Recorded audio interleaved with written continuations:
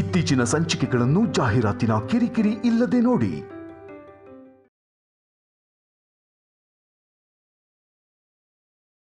ದೊಡ್ಡಬಟ್ಟಮ್ಮ ಅವ್ರ ಕುಟುಂಬನ ಗಾಯತ್ರಿ ದೇವಿಯವ್ರ ಕೈ ಹಿಡಿದ ಮೇಲೆ ಅವ್ರ ಗಂಡ ಯಾರು, ಮಕ್ಕಳು ಎಲ್ಲಿದ್ದಾರೆ ಅನ್ನೋ ಯಾವ ವಿವರನೂ ರೆಕಾರ್ಡ್ಸ್ ಅಲ್ಲಿ ಮೆನ್ಷನ್ ಆಗಿಲ್ಲ.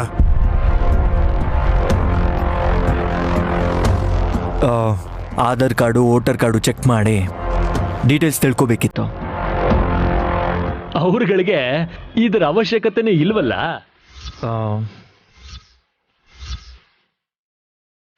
ಯಾಕೋ ಗೊತ್ತಿಲ್ಲ, ಒಂದು ID ಕಾರ್ಡ್ ಕೂಡ ತಗೊಳ್ಳಿಲ್ಲ, ಅಡ್ರೆಸ್ ಕೂಡ ಇಲ್ಲ. ಒಂದು ಅರ್ಥ ಆಗ್ತಿಲ್ಲ. ಕರ್ಕೊಂಡು ಬಂದಿರೋ ನೈನಿ ವಿಶಾಲ್ ಅವ್ರಿಗೆ ಮಾತ್ರ ಗೊತ್ತಿರ್ಬೋದು.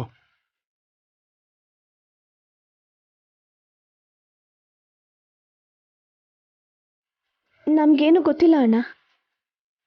ಯಾರೂ ಇಲ್ಲ ಅಂತ ಹೇಳಿದ್ಲು. ಕೆಲಸ ಬೇಕು ಅಂದಿದ್ದಕ್ಕೆ ಕರ್ಕೊಂಡು ಬಂದಿದ್ದು. ನಮ್ಮ ಮಕ್ಕಳನ್ನ ನೋಡ್ಕೋತಾಳೆ ಅಂತ ಅನ್ಕೊಂಡಿದ್ದೆ.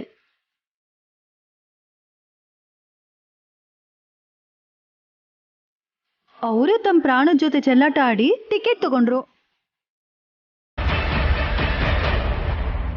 ಹಾಸ್ಪಿಟಲ್ ಅಲ್ಲಿ ಪೋಸ್ಟ್ ಮಾರ್ಟಮ್ ಡಿಪಾರ್ಟ್ಮೆಂಟ್ ಅವರು ಡಿಟೇಲ್ಡ್ ಆಗಿ ಬರ್ದಿರ್ತಾರಲ್ಲ ಸರ್. ಹೇಳದ್ನಲ್ವಾ, ಡೆಡ್ ಬಾಡಿನ ಅಲ್ಲಿಗೆ ತೊಗೊಂಡು ಹೋದ್ರು, ಆದರೆ ಪೋಸ್ಟ್ ಮಾರ್ಟಮ್ ಮಾತ್ರ ನಡೀಲೇ ಇಲ್ಲ.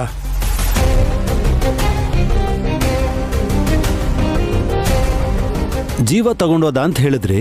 ಜೋಗಯ್ಯ ಶಾಸ್ತ್ರಿಗಳು ಶಾಸ್ತ್ರದ ಪ್ರಕಾರನೇ ಅಂತ್ಯಕ್ರಿಯೆ ಮಾಡಿರ್ತಾರೆ. ಮುಗ್ದೋಗಿರೋ ಕತೆನ ಮತ್ತೆ ಯಾಕೆ ಸರ್ ತೆಗಿತಿದ್ದೀರಾ?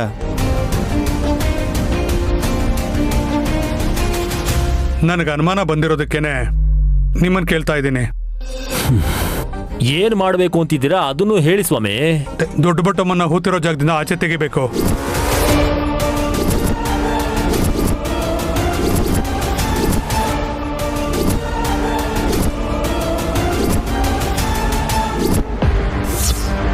ಅಂತ್ಯ ಸಂಸ್ಕಾರ ಮಾಡಿದ್ರಣ್ಣ.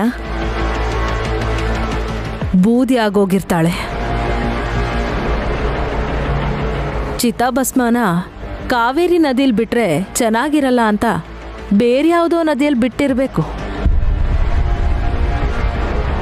ಫಾರ್ ಯುವರ್ ಕೈಂಡ್ ಇನ್ಫಾರ್ಮೇಶನ್, ದೊಡ್ಡಬಟ್ಟಮ್ಮನ್ನ ದಹನ ಮಾಡಿಲ್ಲ ಮೇಡಮ್, ಮಣ್ಣು ಮಾಡಿದ್ದಾರೆ.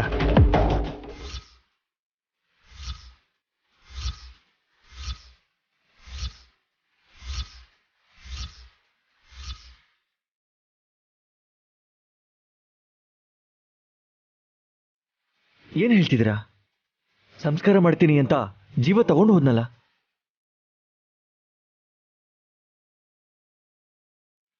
ಶಾಸ್ತ್ರಿಗಳು ಕೂಡ ಕೊನೆ ಕಾರ್ಯನ ಪದ್ಧತಿ ಪ್ರಕಾರನೇ ನಡೆಸ್ತೀವಿ ಅಂತಂದ್ರು. ಇದೇನ್ ಕತೆನಪ್ಪ ಸ್ವಾಮಿ? ಸಖಿ ಕಾಣಿಸ್ತಿಲ್ಲ. ಇನ್ ಮುಂದೆ ಕಾಣಿಸಲ್ಲ ಅಂತ ಅನ್ಕೊಂಡಿದ್ದ ದೊಡ್ಡಬಟ್ಟಮ್ಮನ್ ಶವದ ಜೊತೆ ಆಟ ಆಡ್ತಾ ಇದ್ದಾರೆ. ಒಬ್ರು ಸುಟ್ರು ಅಂತ, ಇಲ್ಲ ಮಣ್ಣೆ ಮಾಡಿದ್ವಿ ಅಂತ ಒಬ್ಬೊಬ್ರು ಒಂದೊಂದು ಕತೆಗಳನ್ನ ಹೇಳಿ ತಲೆ ಕೆಡೋ ಹಾಗೆ ಮಾಡ್ತಾ ಇದ್ದಾರೆ.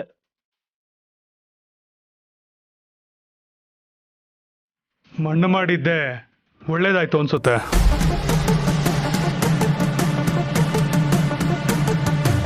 ಯಾವ ರೀತಿಯಲ್ಲಿ ಪೊಲೀಸ್ ಅಣ್ಣ?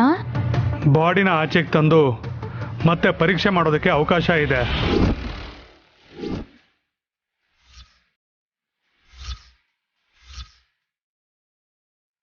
ಅವರು ಆತ್ಮಹತ್ಯೆ ಮಾಡ್ಕೊಳ್ಳೋದಕ್ಕೆ ಇಡೀ ಕೇಕ್ಗೆ ವಿಷಾನ ಅವರು ಯಾಕೆ ಬರೆಸಿದ್ರು, ಆ ಸಾವಿನ ಹಿಂದೆ ಇರೋ ಕಾರಣ ಏನು, ಎಲ್ಲ ವಿಷಯಗಳು ಆಚೆ ಬರುತ್ತೆ.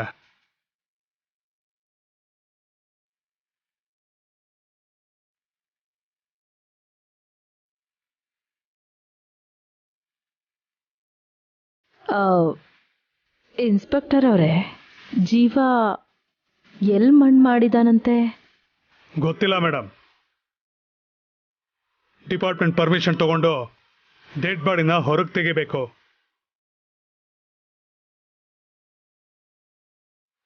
ನಿಮ್ಮನೇಲೆ ಅವರು ಸತ್ತಿರೋದ್ರಿಂದ ನಿಮಗೆ ಗೊತ್ತಿರಲಿ ಅಂತ ಹೇಳ್ತಾ ಇದ್ದೀನಿ. ನಾನು ಹೊರಡ್ತೀನಿ. ಯಜಮಾನ್ರೆ, ಒಂದು ನಿಮಿಷ ಇಲ್ಲಿ ಬರ್ತೀರಾ?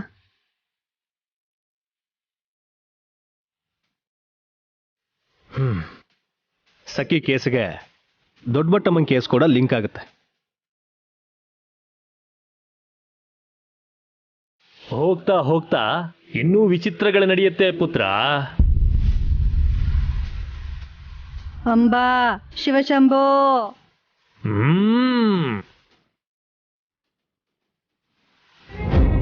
ನೈನಿ, ಯಜಮಾನ್ರೆ, ನೀವು ನನ್ನಿಂದ ಏನು ಮುಚ್ಚಿಟ್ಟಿಲ್ಲ ತಾನೆ? ಯಾಕೆ ಅನುಮಾನ ಪಡ್ತಿದ್ಯಾ?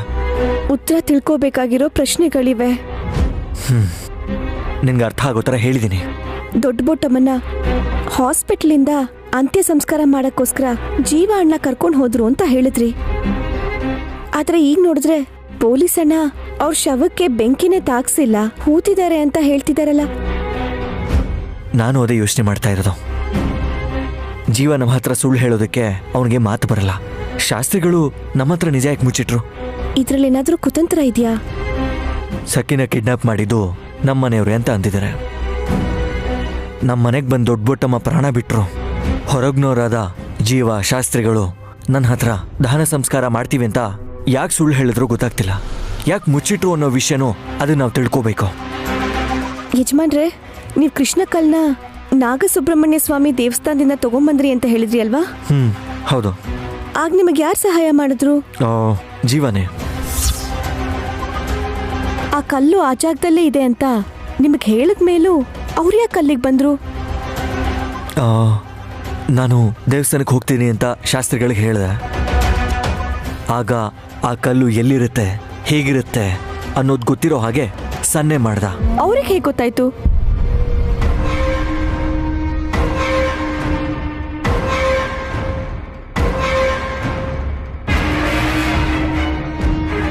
ಹೌದಲ್ಲ, ನನಗೂ ಅದೇ ಅರ್ಥ ಆಗ್ತಿಲ್ಲ. ನಿಮ್ಮ ತಾತ ಶಂಕರ್ ಶಾಸ್ತ್ರಿಗೆ, ನಿಮ್ಮ ಅಮ್ಮನಿಗೆ ಮತ್ತು ನಿನಗೆ ಬಿಟ್ರೆ ಆ ಕೃಷ್ಣ ಕಲ್ಲು ಬಗ್ಗೆ ಈ ಸಿಟಿಲಿ ಬೇರೆ ಯಾರಿಗೂ ಗೊತ್ತಿರೋಕ್ಕೆ ಸಾಧ್ಯ ಇಲ್ಲ. ನಮ್ಗೆ ಯಾರಿಗೂ ಗೊತ್ತಾಗದೇ ಇರೋ ರಹಸ್ಯ ಇದೆ ಯಜಮಾನ್ರೆ. ಮಾತು ಬರ್ದೇ ಇರೋರು ಮಾತ್ರ ಅಲ್ಲ, ಮಾತು ಬರೋರು ಕೂಡ ನಮ್ಮ ಹತ್ರ ಒಂದು ಮಾತು ಹೇಳ್ದೆ ಇದನ್ನೆಲ್ಲ ಮಾಡ್ತಾ ಇದ್ದಾರೆ. ಗೊತ್ತಾ ಯಜಮಾನ್ರೆ, ಇದರಿಂದ ಕೊನೆಗೆ ನಷ್ಟ ಆಗೋದು ನಮಗೆ. ಅದು ಹೇಗೆ ನೈನಿ? ಹೇಗೆ ಅಂದ್ರೆ ಹೇಗೆ ಹೇಳೋದು? ಹೇಳು ನೈನಿ, ಕಾಮೋನ್ ನೈನಿ, ಬೇಗ ಹೇಳು. ಹಾವು ಕಚ್ಚೋದು ಯಾರನ್ನೋ ಅಲ್ಲ ಯಜಮಾನ್ರೆ, ನಿಮ್ಮನ್ನೇ.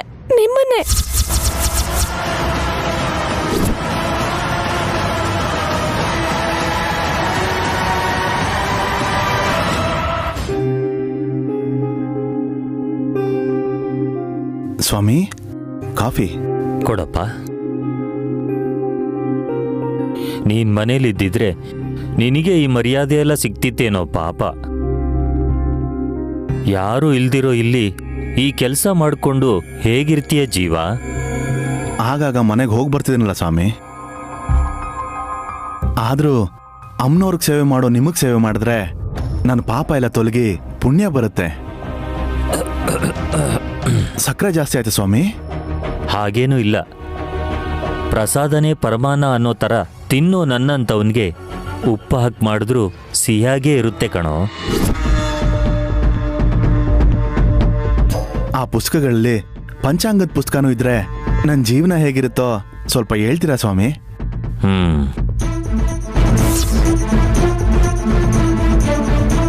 ನೈನಿ ವಿಶಾಲ್ ಬರ್ತಿದ್ದಾರೆ ಜೀವ, ಮಾತಾಡಬೇಡ.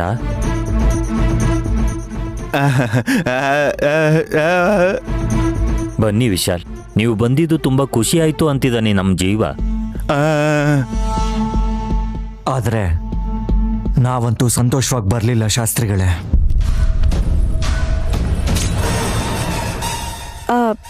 ಯಜಮಾನ್ರೆ, ಹಾಗೆಲ್ಲ ಅಂದ್ರೆ ಶಾಸ್ತ್ರಿಗಳು ಬೇಜಾರು ಮಾಡ್ಕೋತಾರೆ. ಗಾಯತ್ರಿ ಪುಟ್ಟಿ ಹೇಗಿದ್ದಾಳೆ ಅಂತ ಕೇಳೋಣ ಅನ್ಕೊಂಡೆ. ನೀವು ಮಾತಾಡೋದು ನೋಡಿ ನೀವು ಹೇಗಿದ್ದೀರಾ ಅಂತ ಕೇಳಬೇಕು ಅನ್ಸುತ್ತೆ. ಎಲ್ಲ ಕ್ಷೇಮ ಅಲ್ವಾ ವಿಶಾಲ್? ಇರೋರೆಲ್ಲರೂ ಚೆನ್ನಾಗಿದ್ದಾರೆ ಶಾಸ್ತ್ರಿಗಳೇ. ಹೋದವ್ರೆ ಹೇಗಿದ್ದಾರೋ ಏನಾದರೂ ಅನ್ನೋದೇ ಗೊತ್ತಾಗ್ತಿಲ್ಲ. ಅರ್ಥ ಆಗ್ಲಿಲ್ವಣ್ಣ? ಯಜಮಾನ್ರ ಅಂದಿದ್ ಮಾತಿಗೆ ಏನ್ ಅರ್ಥ ಅಂದ್ರೆ ಸತ್ ಹೋಗಿದ್ ದೊಡ್ಡ ಬೊಟ್ಟಮ್ಮ ಏನಾಗೋದ್ರು ಅಂತ.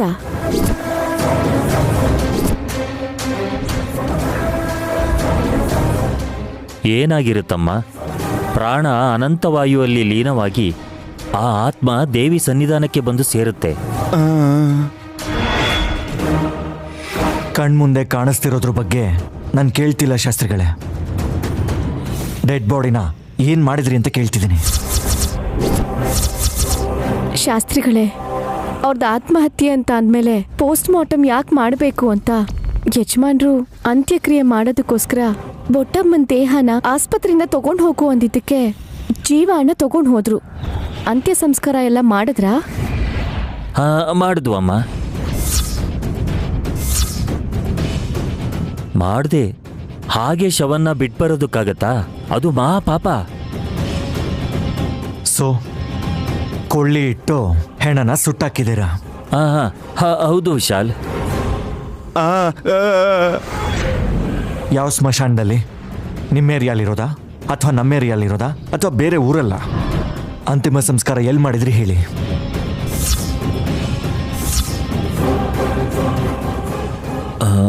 ಎಲ್ಲಿ ಅಂದರೆ ಅದು ಎಲ್ಲಿ ಅಂದರೆ ಯಾಕೆ ಶಾಸ್ತ್ರಿಗಳೇ ಸುಳ್ಳು ಹೇಳ್ತಾ ಇದ್ದೀರಾ? ಅದು ಶವನ ಸುಟ್ಟಿಲ್ಲ, ಹೂತಿದ್ದೀರಾ ಅಂತ ಗೊತ್ತಾಗಿದೆ. ಇನ್ಸ್ಪೆಕ್ಟರ್ ಚಂದ್ರಶೇಖರ್ ಅವರು ನಮ್ಮ ಮನೆಗೆ ಬಂದು ಎಲ್ಲ ತಿಳಿಸಿದ್ರು.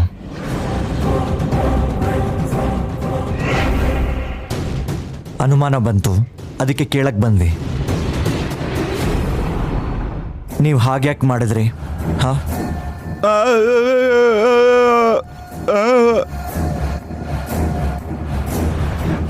ವಿಶಾಲ್, ನೈನಮ್ಮ, ನೀವು ಹೇಳ್ದಾಗೆ ದಹನ ಸಂಸ್ಕಾರ ಮಾಡಬೇಕು ಅಂದ್ಕೊಂಡೆ. ಆದರೆ ಮಾತು ಬರೆದಿರೋ ಜೀವಂಗೆ ಇದಕ್ಕೂ ಮೊದಲೇ ದೊಡ್ಡ ಬಟ್ಟಮ್ಮನ ಪರಿಚಯ ಇದೆ ಅಂತ ಸನ್ನೆ ಮಾಡ್ತಾ ನನಗೆ ಹೇಳ್ದ.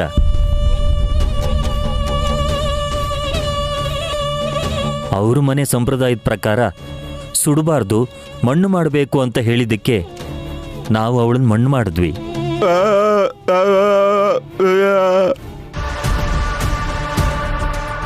ನಾನು ಸುಳ್ಳು ಹೇಳಿದೆ. ನಿಮ್ಮ ಮಾತನ್ನು ನಾ ಮೀರಿದ್ದಕ್ಕೆ ಕೋಪ ಬರ್ಬೋದು ಅಂತ ನಾವು ಹಾಗೆ ಹೇಳಿದ್ವಿ. ಕಾದ್ರು ಶವನ್ ಕಾಯಿಸೋದು ಒಳ್ಳೇದಲ್ಲ ಅಂತ ಕಾರ್ಯ ಎಲ್ಲ ಮುಗಿಸ್ಬಿಟ್ವಿ ಅಷ್ಟೇ ಅಮ್ಮ. ಅರ್ಥ ಆಯ್ತು.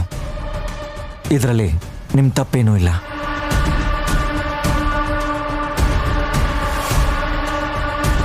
ಪೊಲೀಸಣ್ಣ ಮನೆಗೆ ಬಂದು ಹೆಣ ಹೂತಿರೋ ಜಾಗನ ತೆಗೆದು ನೋಡಬೇಕು ಅಂದ್ರು. ಅದಕ್ಕೆ ನಿಮ್ಮನ್ನು ಕೇಳಿದ್ದು. ಅವ್ರಿಗೆ ಸಹಕಾರ ಕೊಡಿ ಶಾಸ್ತ್ರಿಗಳೇ. ಆಯ್ತಮ್ಮ. ನೀವಿಬ್ರು ಒಂದ್ಸಲ ಮಕ್ಕಳನ್ನ ನೋಡಕ್ಕೆ ಬನ್ನಿ. ಆಗ್ಲಿ, ಹೋಗ್ಬರ್ತೀವಿ ಶಾಸ್ತ್ರಿ. ಆಯ್ತಪ್ಪ. ಜೀವ, ಬರ್ತೀವಿ. ನಡಿ.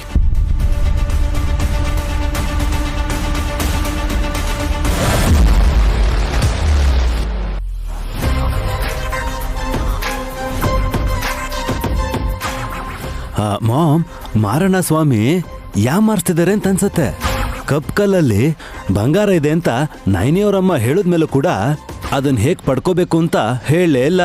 ವಲ್ಲಭ, ಸುತ್ಗೇಲಿ ಒಂದು ಏಟ್ ಕೊಟ್ರೆ ಪುಡಿ ಪುಡಿ ಆಗತ್ತೆ. ಕಲ್ಲ ಮಾಮ್, ನಿನ್ ತಲೆ ಬುರುಡೆ. ನನ್ ತಲೆಯಲ್ಲೂ ಕೂಡ ಬಂಗಾರ ಇದೆಯಾ ಮಾಮ್? ನಿನ್ ಆತೃಗೆಟ್ಟ ಆಂಜನೇಯನ್ ತರ ಹಿಂದೆ ಮುಂದೆ ಏನು ಯೋಚನೆ ಮಾಡಲ್ಲ. ಆ ಕಲ್ನ ಹೇಗ್ ಒಡೆದು ಹಾಕೋದು ಅಂತ ಡಿಸ್ಕಸ್ ಮಾಡ್ತಿದ್ದೀರಾ ಬಾಬಾ? ಅದನ್ನ ಒಡೆದಾಕಿ ನಿನಗ್ ಭಾಗ ಕೊಡ್ತೀವಿ ಅಂತ ಅನ್ಕೊಂಡಿದ್ಯಾ ಸುಮನ? ಒಡೆದು ಹಾಕ್ಬೇಕು ಅಂತ ಅನ್ಕೊಂಡಿದ್ ನಾನು ಡ್ರಿಲ್ಲಿಂಗ್ ಮಿಷನ್ ಇಂದ ಏಟ್ ಮಾಡ್ಕೊಂಡೆ. ಜೊತೆಗೆ ಹಾವು ಬರ್ದೇ ಇರಲ್ಲ. ಅಪಾಯದ ಮಧ್ಯದಲ್ಲಿ ಬಂಗಾರ ಸಿಕ್ಕಾಕೊಂಡಿದೆ. ಅಂದ್ರೆ ಆಸೆ ಮರ್ತು ಹೋಗೋದೇನಾ? ಯೋಚನೆ ಮಾಡಕ್ ಬಿಡೋ. ನೀವ್ ಯೋಚಿಸೋ ಅಷ್ಟ್ರಲ್ಲಿ ನಾನು ಇಂಪ್ಲಿಮೆಂಟ್ ಮಾಡಿದೀನಿ ಅತ್ತೆ. ಮೇಡಮ್, ಕೊರಿಯರ್ ಯಾರ್ಗೆ? ನನ್ಗೆ ಬಾಬಾ ಹೇಳಿದ್ನಲ್ಲ ಇಂಪ್ಲಿಮೆಂಟ್ ಮಾಡಿದೀನಿ ಅಂತ.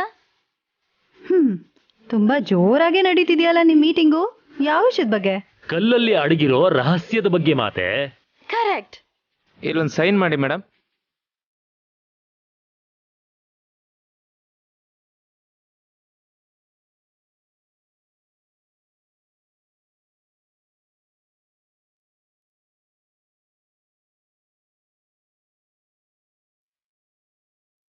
ಏನ್ ತರ್ಸಿದ್ಯಾ ಸುಮನ? ಅದೃಷ್ಟ ಅಕ್ಕ.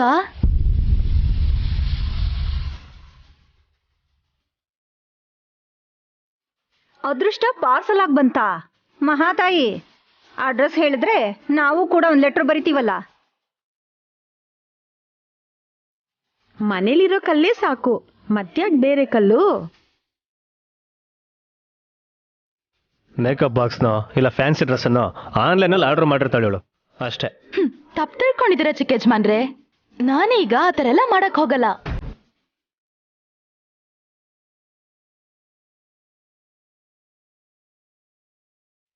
ಆ ಮಾತು ಹೇಳಿದಕ್ಕೆ ಖುಷಿ ಆಯ್ತು ಸುಮನ. ನಿನ್ನಲ್ಲಿ ಈ ಬದಲಾವಣೆನೇ ಬಯಸಿದ್ದು. ಇವತ್ತು ಒಂದಿನದ ಮಟ್ಟಿಗೆ ವಿಶಾಲ್, ನೀನ್ ಸುಮ್ನೆರಮ್ಮ, ಮೊದ್ಲು ಆ ಕವರಲ್ಲಿ ಏನಿದೆ ಅಂತ ನೋಡೋಣ. ಸುಮನಮ್ಮ, ನಿಂಗೆ ಯಾಕೆ ತೊಂದ್ರೆ?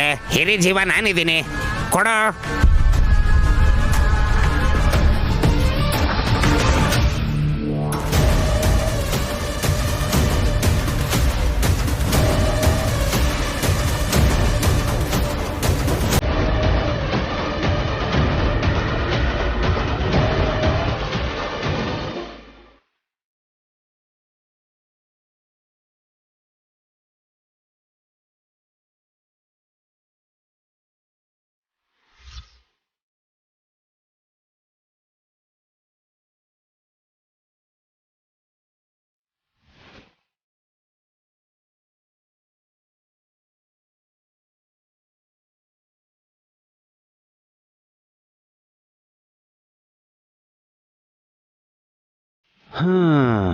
ಪುಸ್ತಕನಾ?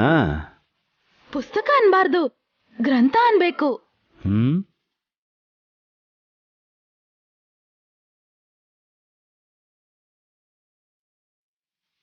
ಇದು ರತ್ನಶಾಸ್ತ್ರ ಗ್ರಂಥ.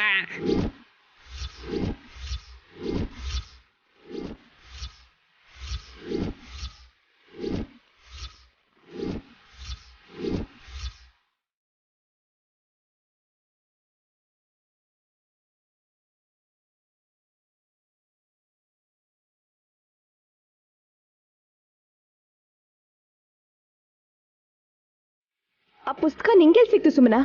ಕೊಳ್ಳೇಗಾಲ ಜಡೈ ಮುನಿಸ್ವಾಮಿ ಆಶ್ರಮದಿಂದ ತರಿಸಿದ್ದೀನಿ ಅಕ್ಕ. ಈ ಗ್ರಂಥದಲ್ಲಿ ಕಪ್ಪು ಕಲ್ಲಿನ ಬಗ್ಗೆ ವಿವರಣೆ ಬರ್ದಿದ್ದಾರೆ ಅಂತ ನಿಮ್ಮಮ್ಮ ಹೇಳಿದ್ರಲ್ಲ? ಹೌದು ಅತ್ತೆ.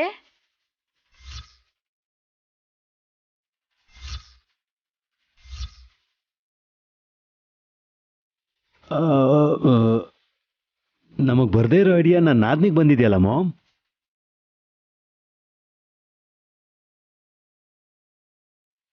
ಆ ಗ್ರಂಥನ್ ತಗೊಂಡು ನಿಮ್ ತಲೆ ಮೇಲೆ ಇಟ್ಕೋತೀರಾ ಹೇಗೆ? ಇಲ್ಲ ಮಾತೆ, ಕೃಷ್ಣಕಲನ ಹೇಗ್ ಒಳಿಬೇಕು ಅಂತ ಅದರಲ್ಲಿ ವಿವರವಾಗಿದೆ.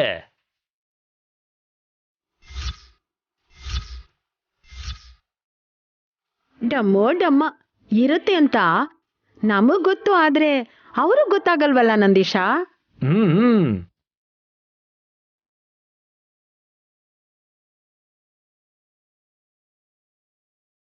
ಇವಾಗ ಹೇಳಿದ್ಯಲ್ಲ, ಗೊತ್ತಾಯ್ತು ಬಿಡು. ಗೊತ್ತಿಲ್ಲ ಮಾತೆ. ಸುಮನ, ಕೃಷ್ಣ ಕಲ್ಲನ್ನ ಚೈತ್ರ ಮಾಸದಲ್ಲಿ ಬರೋ ಪೌರ್ಣಮಿ ದಿನ ಮತ್ತೆ ನಾಗಸುಬ್ರಹ್ಮಣ್ಯ ಸ್ವಾಮಿ ದೇವಸ್ಥಾನಕ್ಕೆ ಇಟ್ಬರೋಣ ಅನ್ಕೊಂಡೆ. ನೀನ್ ನೋಡಿದ್ರೆ ಅದನ್ನ ಒಡೆದಾಕಕ್ ನೋಡ್ದೆ. ಎಂತ ಅಪಾಯದಿಂದ ತಪ್ಪಿಸ್ಕೊಂಡೆ ಅಂತ ಮರ್ತ್ಬಿಟ್ಯಾ? ಮತ್ತ್ಯಾಕೆ ಇದನ್ನೆಲ್ಲ ಮಾಡ್ತಿದ್ಯಾ? ಶ್ರೀಮಂತೆ ಆಗ್ಬೇಕು ಅಂತ ಅಕ್ಕ.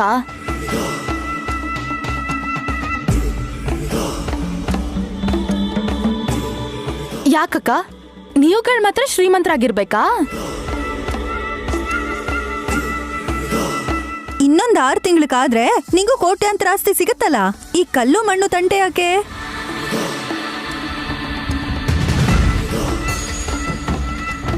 ಮನೆ ಕಟ್ಟೋ ಕಲ್ಲಾಗಿದ್ದಿದ್ರೆ ಯಾರು ತಲೆ ಕೆಡಿಸ್ಕೊತಿರ್ಲಿಲ್ಲ. ಕೆಲ್ಸಕ್ ಬರ್ದೇ ಇದ್ರು ಗಾರ್ಡನ್ ಅಲ್ಲಿ ಶೋಗೋಸ್ಕರ ಇಟ್ಕೋಬೋದಾಗಿತ್ತು. ಆದ್ರೆ ಈ ಕಲ್ಲು ಆತರ ಅಲ್ಲ Hasini.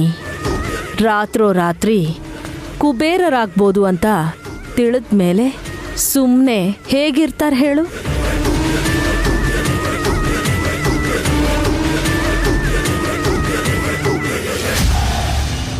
Excuse me ma'am, Sumana ಗರ್ಭಿಣಿ ಆಗೋ ಥರ ಮಾಡು ಅಂತ ವಿಶಾಲಾಕ್ಷಮ್ಮನವ್ರನ್ನ ಬೇಡ್ಕೊಂಡಿದ್ದು ನೈನಿ. ಗುರುಗಳು ಕೃಷ್ಣ ಕಲ್ ಸುತ್ತ ಹಾವು ಸುತ್ಕೊಂಡು ಉಸಿರಾಡಿದ್ರೆ ಸುಮನ ಆಸೆನೂ ಖಂಡಿತ ನೆರವೇರುತ್ತೆ ಅಂತ ಹೇಳಿದ್ರು.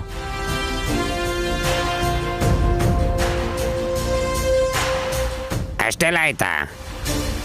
ನಿನಗ್ ತಲೆ ಸುತ್ತ ಬಂದು ಪ್ರೆಗ್ನೆಂಟ್ ಆಗ್ಬೇಕು ಅಂತ ನಿಮ್ ಅಕ್ಕ ಬೇಡ್ಕೊಂಡಿರ್ಬೋದು, ಆದ್ರೆ ತನ್ನ ಹೆಂಡತಿ ಮಾತಿಗೆ ಇಲ್ಲ ಅನ್ನಕ್ಕಾಗ್ದೆ ನಾಗ ಸುಬ್ರಹ್ಮಣ್ಯೇಶ್ವರ ಸ್ವಾಮಿ ದೇವಸ್ಥಾನದಿಂದ ಕೃಷ್ಣಕಲ್ನ ತಗೊಂಡ್ ಬಂದ ವಿಷ್ಗೆ ಏನಾಗಿದೆ ಅಂತ ನೀನ್ ಸರಿಯಾಗಿ ಗಮನಿಸಿದ್ಯಾ ಸುಮನಾ? ಏನಾಗಿದೆ?